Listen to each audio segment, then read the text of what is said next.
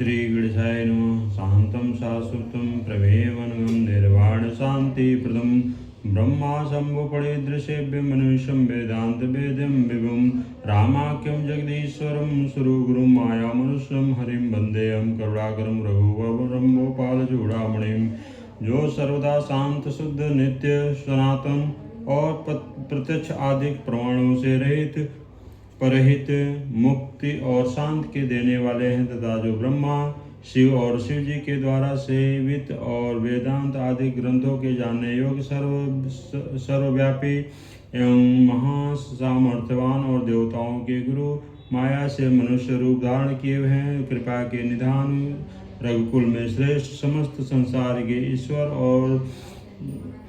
और जो राजाओं में शिरोमणि तथा जिनका राम ऐसा नाम है उन भगवान को मैं प्रणाम करता हूँ। नान्यास्प्रिया रघुपते हृदय स्मदीय सत्यम बदाम च भगवान अखिलांतरात्मा भक्तिं प्रच रघुपुरम निर्भरा में कामाद दोष रहितम कुरु मानसम च। हे श्री राम जी, यह मैं सत्य कहता हूँ कि मेरे मन में और कोई इच्छा नहीं है, अर्थात यह मैं निष्काय भाव से कह रहा हूँ कि आप घट घट के वासी और सारे संसार की अंतरात्मा हैं। रघुकुम, मुझे अपनी पूर्ण भक्ति प्रदान कीजिए और ऐसा वर दीजिए कि मेरा मन काम क्रोध आदि दोषों से सर्वदा रहित हो जाए।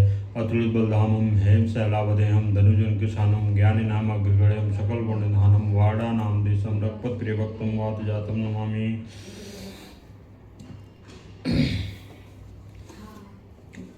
अब मैं उन अतुलित बल के धाम जिनका शरीर स्वर्ण के समान दीप्यमान है तथा जो राक्षस रूपी वन को अग्नि के समान नाश करने वाले हैं तथा जो ज्ञानियों में प्रथम गिने जाते हैं, जो समस्त गुणों की खानी वानरों के अधीश्वर तथा श्री रामचंद्र के श्रेष्ठ दूत वायु के पुत्र हनुमान जी हैं, उनको नमस्कार करता हूँ।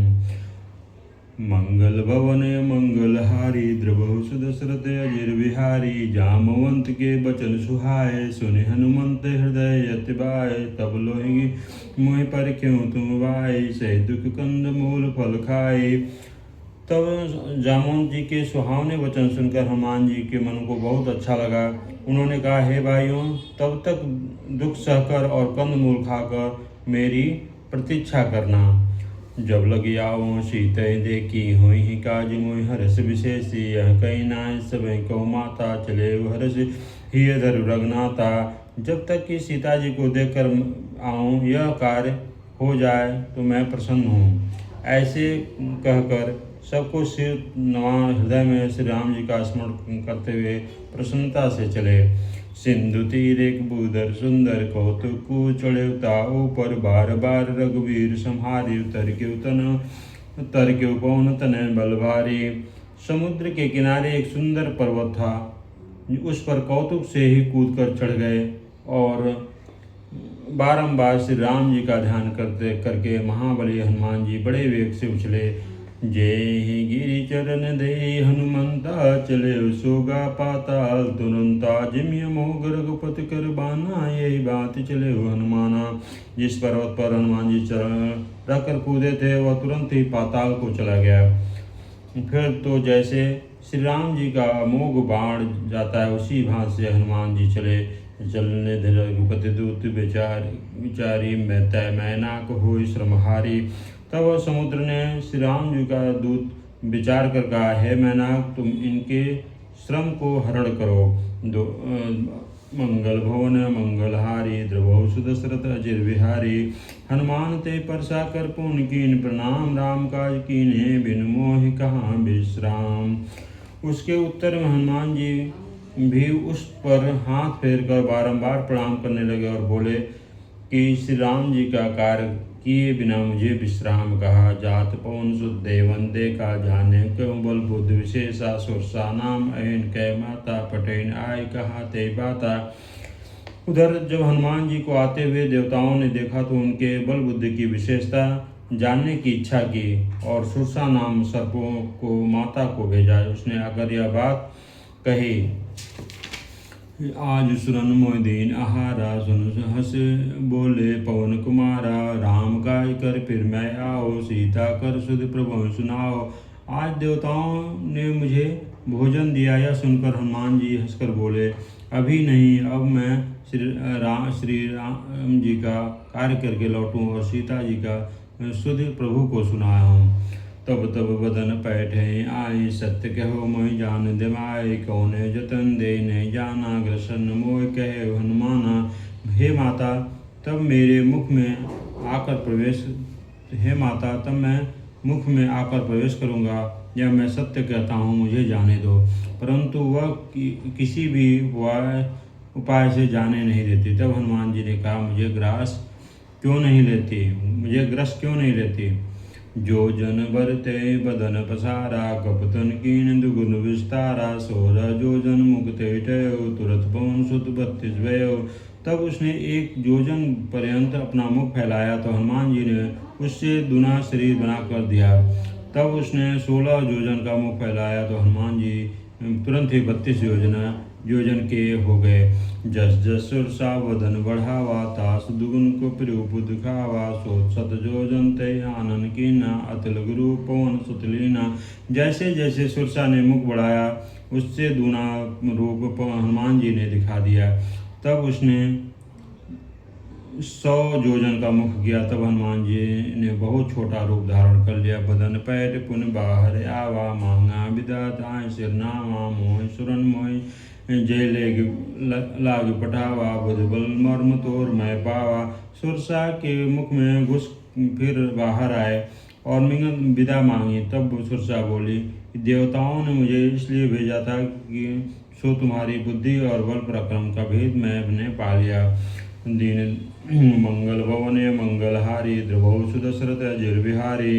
राम काज तब सब करियो, तुम बल मुद्द निदान। आशीष दे सुरसा चली, हर्ष चले हनुमान। राम जी का सब कार्य करोगे, तुम बलवान और बुद्ध निदान हो, यह आशीर्वाद देकर सुरसा चली गई। तब हनुमान जी भी प्रसन्न होकर चले। निश्चर एक सिंधु महराई, कर माया नभ के गग गए। जीव जंत जे गगन उड़ाए, जल विलोक तिनकी परछाए। गह छा सब सुन उड़ाई, विधि सदा गगन चर गाए। सोई चलन मान तय कीना, तास कपट कपट तय कीना। जब वह छाया पकड़ ले तो वह उड़ न सके, इस प्रकार वह सर्वदा ही पक्षियों को खाती थी। हनुमान जी से वही छल किया जिसका कपट हनुमान जी ने तुरंत पहचान लिया। ताहि मार मारुत सित बीरा, बारिद पार गयो मुत धीरा। जहाँ तहाँ जाय देखी बन शोभा, गुंजत चंचरीक मधुलोभा।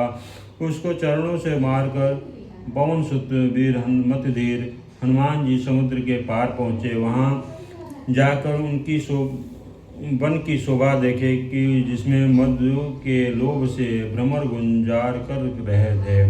नाना तरफर फूल सुहाए, खग मृग देख वृंद देख मन बाए। सहल विशाल देखी त्यागे, तापर कूल चढ़े भय त्यागे।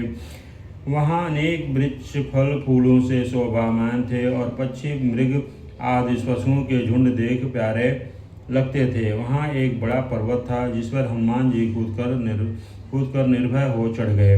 उमान कछु कप की अधिकाई, प्रभु प्रताप जो काल खाई। शिव जी कहते हैं कि हे पार्वती, यह कुछ कप की बड़ी नहीं, किंतु यह भगवान श्री राम जी का प्रताप है जो काल को भी क्षण भर कर सकता है। गिर पर चढ़ लंका ते देखी, कहीं न जाय अति दुर्ग विशेषी। अति तंग चल चौपासा, कनक कोट कर परम प्रकाशा। पर्वत पर चढ़कर हनुमान जी ने लंका पूरी देखी। बहुत ऊंचा दुर्ग बना हुआ था, उसके चारों ओर समुद्र था जिस पर सोने के किले और कंगूरे अत्यंत प्रकाशमान थे। मंगल भवने मंगलहारी, द्रभौ सुदशरथ अजिर बिहारी। कनक कोट विचित्र मणि, कृति सुंदरायत अति घना। चौहट हट सुभट वीति, चारपुर बहुविधि बना। गजबाज कच्चर निकर पदर, चररथ वर्णत को गने। बहुरूप निश्चर जो सूत, अति बल सेन वर्णत नहीं बने। सुवर्ण का कोट अनेक रंग की मड़ियों से जड़ा हुआ बहुत ही लंबा चौड़ा शोभायमान था। चौराहा, बाजार, सुंदर मार्ग और गलियों से नगर बहुत सुंदर बना हुआ था। हाथी, घोड़े, खच्चरों का बहुत तथा रथों के समूह कौन गिन सकता था। अनेक रूप वाले महाबली राक्षसों के झुंड और सेना का वर्णन नहीं किया जाता। मंगल भवने मंगलहारी, द्रभो सुदशरथ जिरविहारी, बनबान बाघ पून वाटिका सर कोप वापस होए, नर नाग सुर गंधर्व कन्या रूप मुनि मन मोहे, कौमल देह विशाल शैल समान, यति बल गर्जई, नाना कारण विरय बहुविधि के कह तरजई, जहाँ वन बाग बगीचा फुलवारी सरोवर कुआं बावली शोभायमान है, और मनुष्य, नाग, देवता, गंधर्व इनकी कन्याएं अपने रूप से मुनियों के मन की शोभित करती हुई तथा यहाँ अत्यंत बलवान पर्वत के समान बड़ी देह वाले मल्ल गरजते और अखाड़ों में अनेक बार से लड़ते हुए एक दूसरे को ललकारते अर्थात डपटते